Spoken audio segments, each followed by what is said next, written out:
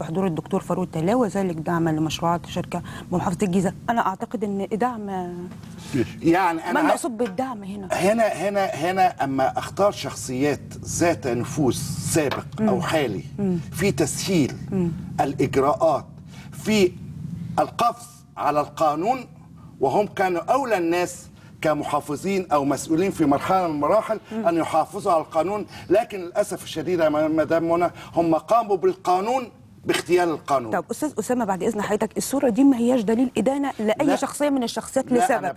يعني اذا كان الدكتور علي لطفي مستشار لهذه الشركه، أنا بتساءل. ايوه حضرتك بتتساءل، ما هو ده عايزين نوضحه. مستشار لهذه الشركه هي كمان شركه محترمه، ما حدش يقدر يقول عليها تلت التلاته كام. وعلى الجانب الاخر اذا كان محافظ سابق بيطلع في صوره بيدعم مشروع، فاعتقد ان ممكن تكون صوره عاديه.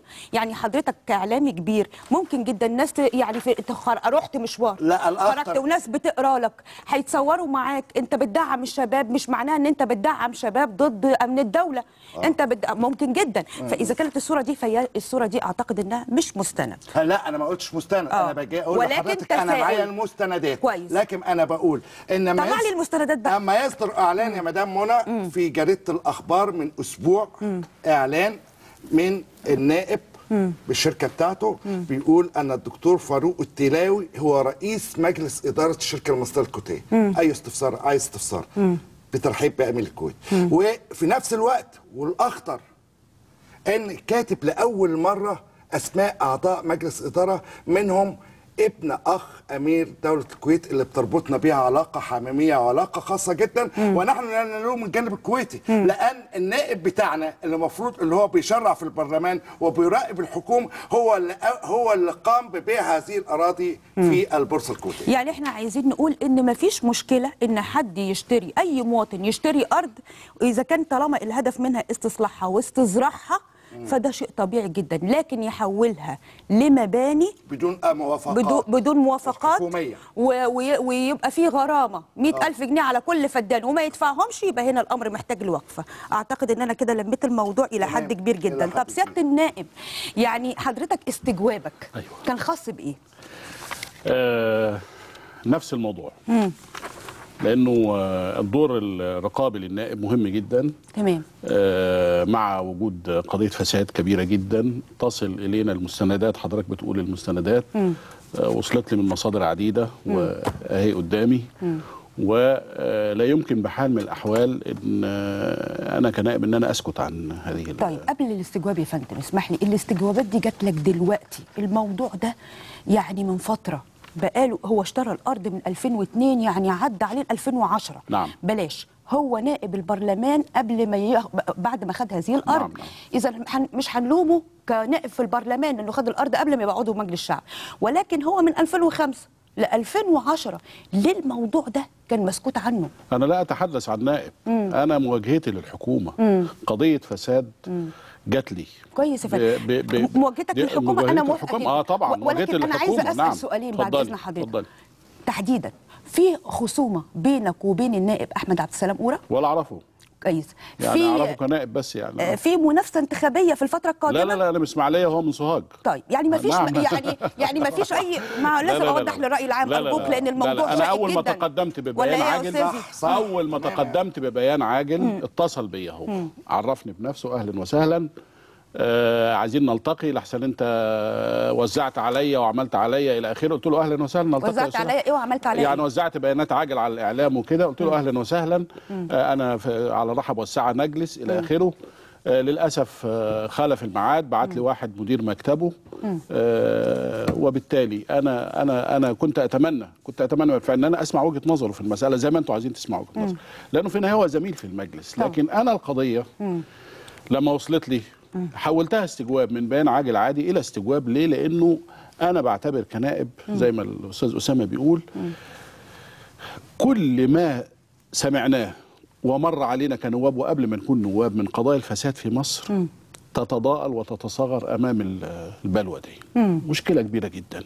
طبعا في نماذج في مصر حاجات كتير، لكن دي انا بعتبرها البلوه كبير، لانه القضيه اتنقلت من استثمار زراعي، من مشروع رئيس الجمهورية لاستصلاح 3.4 مليون فدان في مصر، وادى اراضي المستثمرين وجمعيات الى اخره ان تستغل هذه المساحه ال 26,000 فدان، وبعدين استولى على 14,000 فدان، وبعدين استولى على 5,000 فدان الى اخره. ده بجانب ال 26,000. نعم، بجانب 26,000. ايه دليلك يا ثم فندم؟ نعم، عندك مستند بيفيد هذا الكلام؟ حاجات كتير. عايزه شكاوى الناس اللي استولى على الارضيه بالاسماء.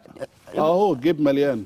الجيب مليان بالاسماء والله. 14 واحد 13 واحد خد منهم 14,000 فدان اهم بالاسماء، هقولهم لك بس عشان حبل القضيه ما تقطعش. تمام. دقيقه واحده يا فندم، يعني هو اخذ من اشخاص الى جانب 26 بقى بتوع الحكومه. طيب ال 26 دول 1000 هم اللي بنتكلم فيهم. انا بتكلم فيه 26,000. هذه المساحه في العياط، وده الراي العام لازم يعرفها من هذا البرنامج العظيم. أشكرك. هذه المساحه هي المثلث الذهبي في مصر، من اخطر المناطق الاستراتيجيه في مصر. وديا كان بيطمح في يوم من الايام من 30 سنه إيريل شارون وزير الزراعه ايام حكومه بيجن انه يحدث تعاون بين مصر وبين اسرائيل في هذا المثلث، تعاون زراعي تحديدا. ورفض السادات. صح. ورفض السادات تحديدا. اليوم قلنا ماشي، شركه مصريه كويتيه ماشي تستزرع وتصلح وتعمل داجين وعمل حيواني الى اخره، اهلا وسهلا. تمام. اما ان الامر يتحول الى شركه استثمار عقاري ويتم تبوير الارض وبيع الارض، ثم تبوير الارض. نعم، مصانع طوب قامت في جزء كبير منها. عفوا، قالوا يا فندم، وبرضه معلومه غير دقيقه، اتفضل. قالوا ان 60% من هذه الاراضي صخريه. عظيم. خدها ليه؟ لما هي صخريه خدها ليه وتعاقد معاها العقد اهو بين وزاره الزراعه وبين احمد عبد السلام قورة بصفتي رئيس مجلس اداره الشركه المصريه الكويتيه. طب مش يمكن الكويتيه كان عايز يستصلح الارض زراعيا ولما لقاها صخريه؟ عظيم، ماشي. في اجراءات قانونيه. عندنا قانون 143 لسنه 81، قانون 7 لسنه 91 بيحكم المنظومه امتى تحولها لزراعه الى استثمار عقاري. في قوانين بتضبط، ولا بد من موافقه السيد رئيس الجمهوريه في الحاله دي بالذات الارض الزراعيه تتحول الى استثمار عقاري. اعود مره اخرى، الارض المصريه 26 سؤال. دخلوا. نعم اتفضل. هل حصل موافقه؟ لا، ما حصل، لم يحدث موافقه. ده يعني هم بيدعوا ان وزير الاسكان ادالهم موافقه شفويه، وادعوا مره اخرى ان رئيس الوزراء ادالهم موافقه شفويه. ادالهم الوعد ده فين؟ ما فيش لا، وعد. هم قالوا الكلام ده شفويا. كنا فين؟ نتمنى يجيبوا لنا الورق هنا. هل في المجلس قاعده والدنيا؟ لا لا لا لا لا. امال ما ادعوا حدث. فين؟ ولا يخول وزير اسكان، وليس من اختصاص رئيس وزير اسكان ولا رئيس وزراء ان هذا الامر اختصاص السيد رئيس الجمهوريه. يعني عندنا اهو القانون 143 لسنه 81. يعني حضرتك لم تحصل على مستنداتك هنا موافقه من الرئيس مبارك؟ ما فيش. لا بهذا المضمون؟ لا لا لا, لا. طيب ما فيش. خدت بال حضرتك؟ اتفضل. راحت هناك اتحولت الى بورصه، الى اسهم في البورصه الكويتيه. انا هنا النهارده الاقتصاد القومي المصري تضرر. خد الفدان من الوزاره من الحكومه ب 200 جنيه، يعني سعر المتر 46 47 قرش. لما يروح البورصه هناك كويتيه يتباع بما يساوي بالدينار الكويتي بما يساوي 1000 جنيه مصري، ويتباع بشكل رسمي ويعلن عنه في الصحافه ويعلن عنه في الاعلام، وتنزل بيه الاعلانات بشكل فج على ارض مصريه، منتجعات الى اخره. طبعا الكلام ده انا كنائب لا اقبله، وانا اعلم ان هذا الملف وصل لناس كتير جدا ونواب كتير جدا، ولم يجرؤ احد انه يفتح هذا الموضوع. ليه؟ لانه ظنوا ان في خطوط حمراء على هذه الشركه. هذه الشركه خطوط حمراء من مين؟ انا اقول لحضرتك السليمانيه، شركه السليمانيه من 6 ايام. خطوط حمراء من مين يا فندم؟ نعم، خطوط حمراء من مين؟ خطوط حمراء يعني ليه النواب خافوا يفتحوا هذا الملف؟ اقول لحضرتك فضل. بمنتهى الامانه والجراءه انه اللي عمله النائب، اللي عملته الشركه الكويتيه بلاش النائب المصريه، ان هي لما تدخلت هناك مع